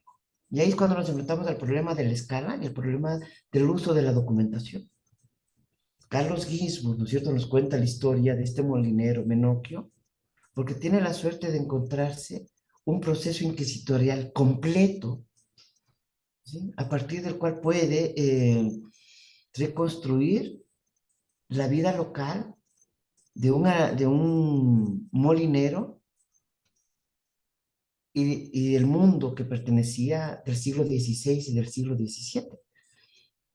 Es como que nosotros hoy nos encontremos con ciertos procesos inquisitoriales, de hecho los hay, ¿no es cierto?, que se dieron en las colonias latinoamericanas, sobre todo en el siglo XVII. ¿Sí?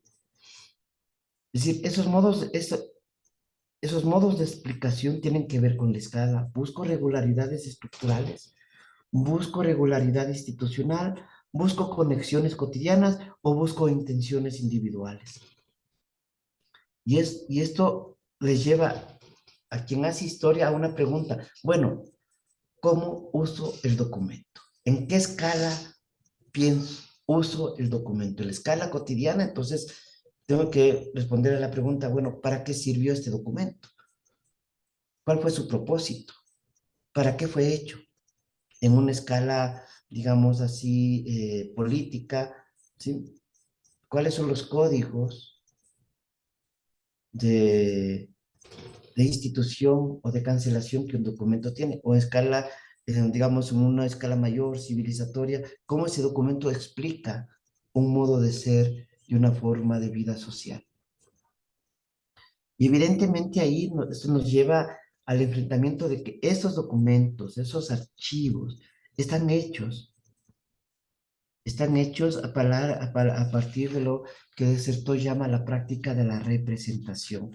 Dessertó pone en duda el concepto de mentalidad de la Escuela de los Anales, pone en duda la utilidad del concepto de ideología. Mentalidad e ideología dicen mucho y al mismo tiempo no nos permiten operar.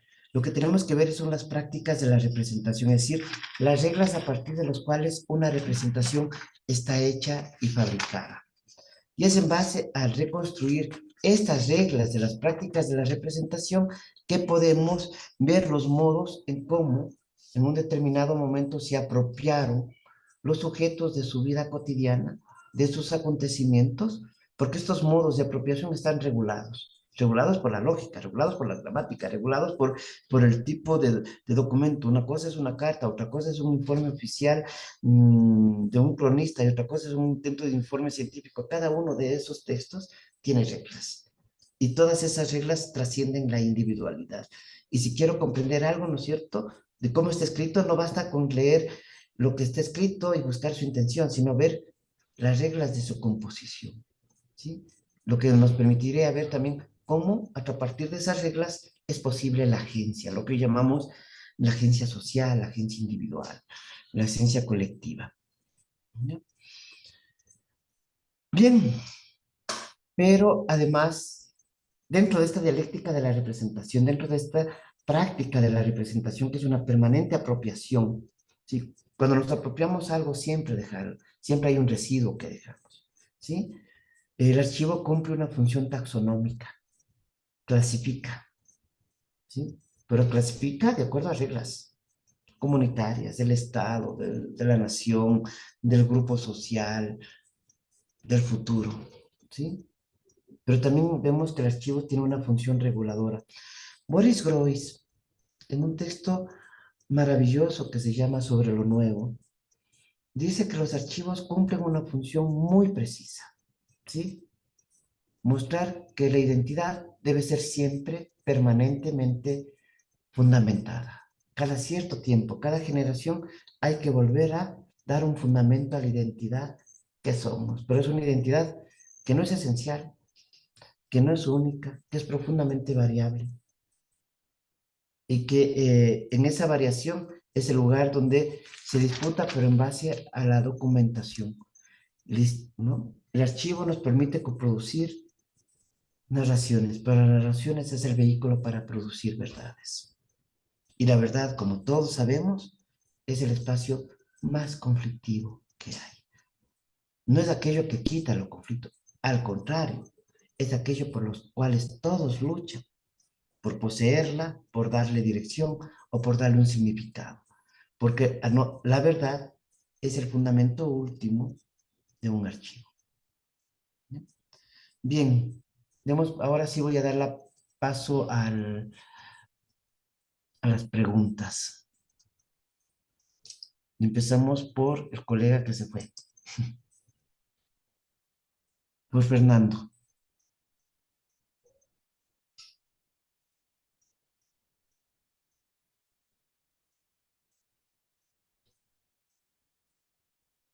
Fernando Entriago salió. Bien. Rafael, ¿quieres que te lea una de las preguntas que están en el chat anterior? Una de ellas está hablando de las culturas que no tienen archivo físico, pero el conocimiento pasa de forma oral de generación en generación y mantienen su memoria. Al no estar escrita, entonces, ¿cómo? Dice, ya no podemos ver batallas conceptuales, las disputas, las formas de organización paradigmáticas. ¿Qué nos dices, Alberto? Hola, Sixto, un gusto leerte con tu pregunta. A ver, aquí tomamos la escritura no en el sentido alfabético occidental solamente, sino que hay distintas formas de escritura que pueden ser representaciones pictográficas como los mayas, pueden ser también los quipus andinos, la escritura también tiene que ver con la forma de organización arquitectónica de un espacio, con la forma de producción de una ciudad, ¿no? Entonces, permanentemente estamos enfrentándonos a huellas. O sea, si nos podemos reconstruir cierta manera en cómo vivieron pueblos de hace 10.000 años, 12.000 años, lo hacemos en base a los huellas que nos han dejado sus edificaciones arquitectónicas, sus utensilios de comida, los utensilios de cocina que usaban. A veces nos hemos encontrado con textiles y los textiles incorporan un relato. ¿No? Cuando hablamos de huella, aquí no hablamos solamente de huella escrita, sino que hablamos de huella en un sentido muy amplio, ¿no? O sea, pensemos en todo lo que es esta basura electrónica, la huella de la civilización postindustrial. Está ahí, que las ciudades no saben qué hacer con esa basura, ¿sí? Tenemos, por ejemplo, el plástico que está en la mitad entre California y Japón. Hay un mar de plástico que es la huella de la civilización postindustrial contemporánea, ¿sí? Y que algo nos dice sobre el mundo, nuestro mundo, que nos permite comprender también cómo hemos producido objetos profundamente antinaturales que dañan el ambiente. La memoria oral se transmite de una generación a otra y puede tener la forma de ritos. La memoria también es un rito cultural, ¿no? O sea, pensemos cómo, cómo el ritual católico está puesto en una escena, en una suerte de escena teatral, en la misa católica, como una escena teatral, cómo está puesto ahí la vida y la muerte y resurrección y mm, la demanda moral del cristianismo, ¿no? Cómo en los ritos patrióticos están en juego la legitimación mitológica de los estados, ¿no? Entonces, no se trata solamente de documentos escritos, ¿no? Pensemos todos los esfuerzos que hay por parte de arqueólogos, de antropólogos, de construir, de codificar una manera de entender los quipos, porque sabemos que ahí está cifrada la historia de los incas, sabemos que ahí está cifrada la historia de los Andes y de la escultura de los Andes. Eh, todas las culturas dejan un testimonio, todas las culturas dejan una huella. En el momento en que una cultura ha dejado, que no deja una huella, desaparece para siempre, y eso no ha sucedido. Cada vez encontramos más restos de culturas que desaparecieron hace 10, 15, 20 mil años. No olvidemos que el proceso de humanización dura alrededor de 3 millones de años, y que es recientemente, hace 1,5 millones de años, que inventamos la palabra y el lenguaje oral.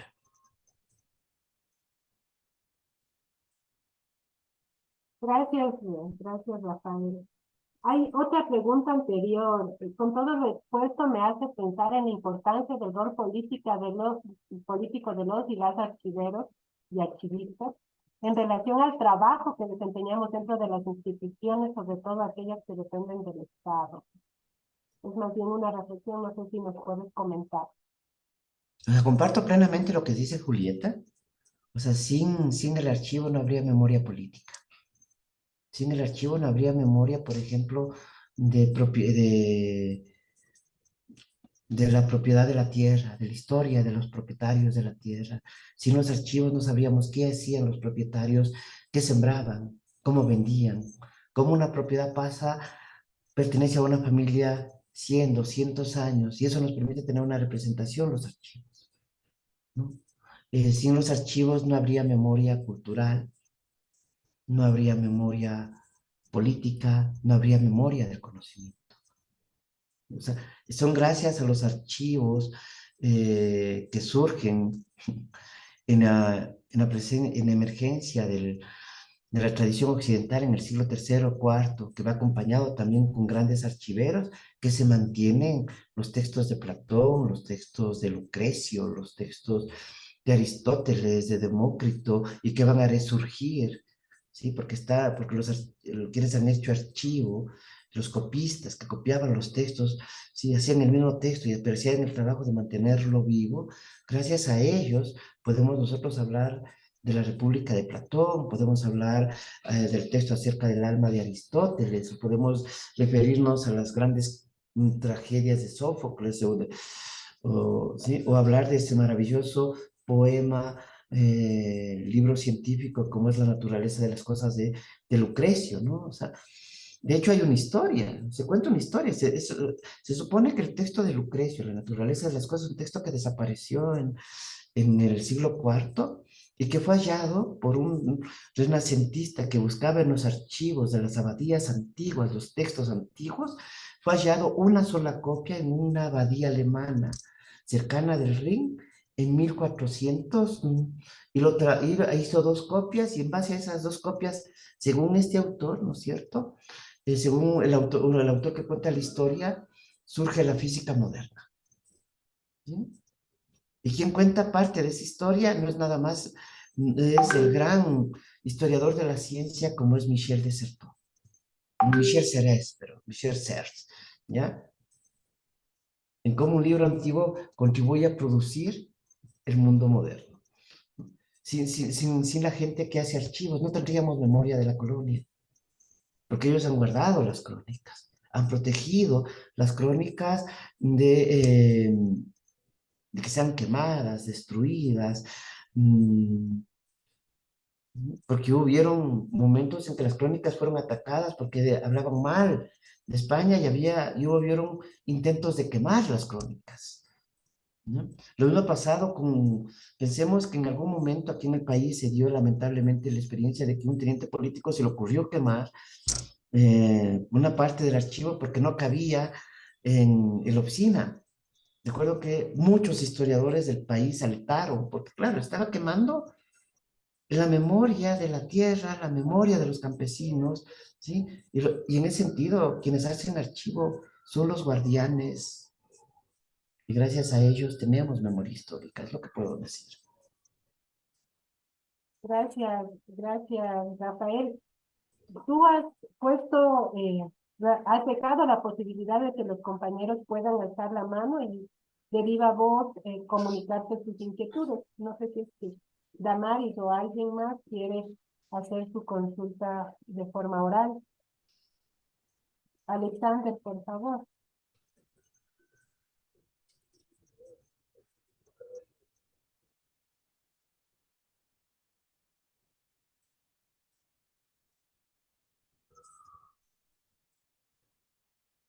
¿Puedes activar tu micrófono? Alexander dice que escribió su pregunta. ¿Cómo construir un archivo de una cultura pensando en el futuro? A ver, los archivos, no sé si se piensa de, o sea, a ver, los archivos más bien lo que hacen es guardar un modo de clasificación que tiene una duración supraindividual. Los archivos nacionales tienen una clasificación que va más allá de los individuos y que obedece a un orden jurídico, institucional y administrativo del Estado, y desde ahí son organizados. ¿Sí? Construir desde el futuro, más bien la pregunta sería, ¿hay archivos del futuro?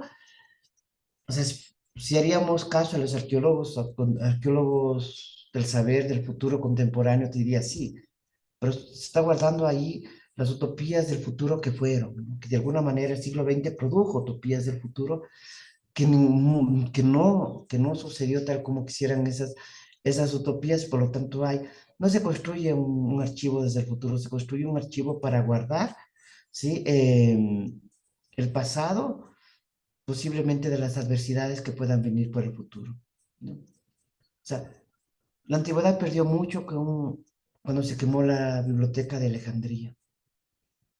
Y las invasiones y los colonialismos antiguos iban acompañados con la idea de que hay que destruir el lugar de la memoria. Y el lugar de la memoria era, en general, los archivos, las iglesias, ¿sí? Hoy destruimos de otra manera, hoy se destruye de otra manera. Si miras las guerras del Golfo, uno de los objetivos fue destruir los museos y al mismo tiempo vender en el mercado negro las piezas de museo, pero ya no se puede reconstruir ese museo, ¿sí? El proceso napoleónico en Egipto fue acompañado por un proceso de expropiación, de robo de grandes piezas del Egipto antiguo, ¿no? Que hoy descansan en los museos de Londres, de París, ¿no? Entonces, más bien buscamos construir, supongo que buscamos construir archivos que puedan resguardarse de las posibles amenazas del futuro. Es lo que podría decir. Gracias, Rafael. Yo solamente, si me permites, hay una pregunta más bien un comentario de Damaris y que, si me permites, quisiera contestar yo y un poco ya ir cerrando el panel Bueno, hoy y el curso de hoy con unas breves conclusiones, ¿no? Primero, a Damaris le quiero comentar que, claro, el momento que nace las diferentes formas de escritura, como lo ha dicho Rafael, nace el archivo. El archivo nace con la escritura, con las diferentes formas de escribir. Así que vamos a encontrar las tablillas, la escritura cuneiforme y todas estas formas de plasmar, de testimoniar el presente, como lo dijo Rafael.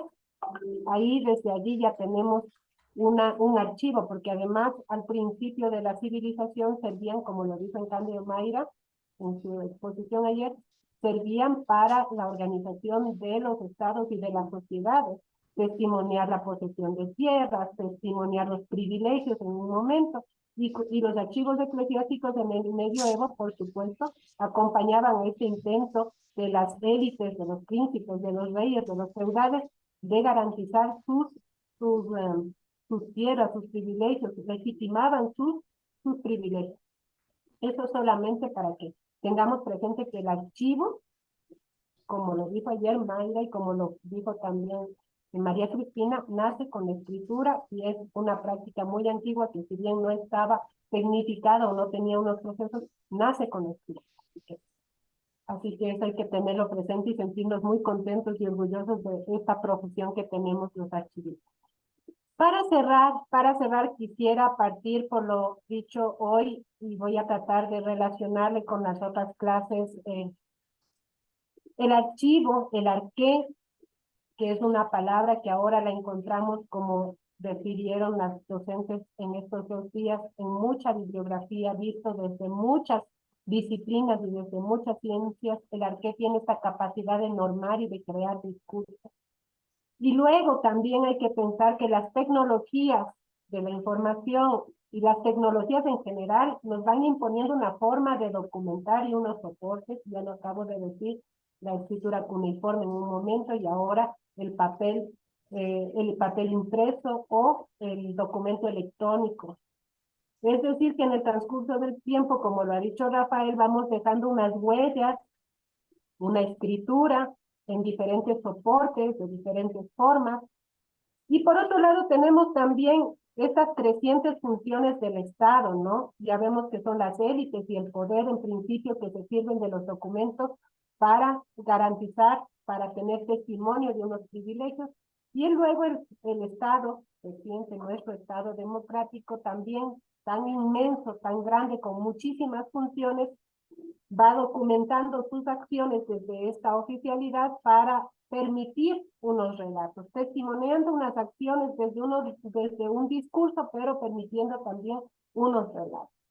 Entonces, en este mar ingente de documentos, estamos unos profesionales, que somos los archivistas, quienes aplicamos, como le dijo Mayra, unas prácticas que parten de unos paradigmas, de unos paradigmas, nos ha indicado ayer Mayra, el custodial, o denominado también de otras formas, de un post-custodial, y que a través de esas prácticas que se inscriben en unos paradigmas es posible para los investigadores construir unos relatos. Ya he dicho, la ingente producción de documentos provoca y hace necesario que nosotros como profesionales emprendamos unos procesos técnicos que voy a mencionar para los compañeros que están aquí. La clasificación o la descripción son procesos técnicos que tenemos que hacerlos porque si no, simplemente es perderse en un mar de documentos. Entonces, esos procesos técnicos, no sé si es que se inscriben en este concepto que lo refirió Rafael de la archivación. Rafael dice que no solamente estamos hablando de la posibilidad de escribir desde un discurso, es decir, qué se documenta, qué no se documenta, sino también esta archivación se refiere a lo que se guarda, a lo que se organiza, cómo se organiza, es decir, esto se refiere a nuestra práctica profesional. Nosotros, los archivistas, somos el filtro que acabó de decir Rafael, que hace posibles unas construcciones de relato. Es decir, creo que estas reflexiones que estamos teniendo estos 3 días pretenden hacernos conscientes o crear mayor reflexión entre los profesionales de los archivos de cuánta responsabilidad tenemos cuando organizamos, cuando describimos, cuando seleccionamos aquello que va a ser parte de los archivos históricos y aquello que seleccionamos para que se elimine. Entonces, también hay que tener, me parece importante, este diálogo interdisciplinario entre archivistas, entre historiadores, cientistas sociales y todos los demás interesados, la sociedad en su conjunto, sobre qué es lo que quiere la sociedad documentar y mantener para la historia, para su preservación final y permanente, y qué es lo que ya no va a volver a ver, ¿no es cierto? Entonces, es muy importante la labor del archivista, porque tiene que tener una visión hacia futuro de qué es lo que estamos construyendo y dejando para la memoria. ¿Desde qué paradigma estamos trabajando entonces? Y es importante por eso este curso. ¿Desde qué paradigma estamos trabajando los profesionales de los archivos? Y en la medida de que en qué paradigma nos situamos, sabemos cuáles son las prácticas que estamos emprendiendo. Por ejemplo, yo creo, y es mi punto de vista, creo que es necesario dejar de estar en el paradigma custodial y pasar a un paradigma postcustodial, es decir, ser artífices y facilitadores de la construcción de relatos contrastados. Nos acaba de decir Rafael, hay unos sectores subalternos que no han sido capaces de testimoniar su propia historia, sus propias realidades, su presente a través de unos documentos oficiales guardados en los archivos institucionales. Pero sí es posible leerlos, pero ya no es su propia voz. Ya no es su propia voz. Podemos leerlos a través de los documentos judiciales, que es el archivo del conflicto. Sin embargo, no es su propia voz. Entonces, esta realidad que tenemos que permitir que se testimonie y que se contraste, también es una tarea de los archivistas en este paradigma posmoderno, o postcustodial. Bueno, entonces con esta reflexión, un poco alentando a que cambiemos de paradigma a uno más reciente, ya que, como lo dijo ayer Mayra, es el que ya está en boga a partir de unos 3 o 10 años atrás, dependiendo del espacio geográfico. Creo que es necesario orientar nuestro trabajo en documentar y hacer accesibles los testimonios de todos, testimonios plurales, diferentes, orales, escritos, diferentes testimonios, y vincularlos en contextos amplios que se encarguen de testimoniar, de reforzar la cultura propia, ¿no? Nuestras culturas. En ese punto hago notar también que la historia y todas las disciplinas se sirven de los archivos, pero que los archivos debemos garantizar no solo el acceso de estos profesionales, de estos investigadores, de la gente formada, tiene que ser un instrumento del ser humano, de la sociedad en general, para sostener su propia identidad y para garantizar sus propios derechos. Bueno, yo creo que con esto me he tomado unos minutos para, ojalá, sacar unas breves conclusiones, como digo, pero vincular los contenidos de las 3 jornadas. Con esto quiero agradecer a los compañeros, a los docentes por el espacio, por su tiempo, a los compañeros por haber apoyado esta iniciativa que creemos es muy importante en nuestro ámbito profesional, tanto de los historiadores cuanto de los archivistas y archiveros. Así que hasta el día 11 nos están poniendo en el chat cuándo vamos a recibir las evaluaciones y los certificados. Vamos a remitir los certificados hasta la próxima semana, porque como conocen tenemos un tiempo para evaluar, tenemos 90 test que evaluar, entonces nos va a tomar la próxima semana y les haremos llegar pronto los documentos. No sé si Rafael quieres despedirse de tu público y podemos ir cerrando. Bueno, nada más que decirles gracias por vuestra escucha y sí, uno aprende a cada momento de esto. Bueno, y esperemos que más adelante podamos hacer otros diálogos respecto al tema de la historia, respecto al tema del archivo, e invitarles para noviembre, ¿sí?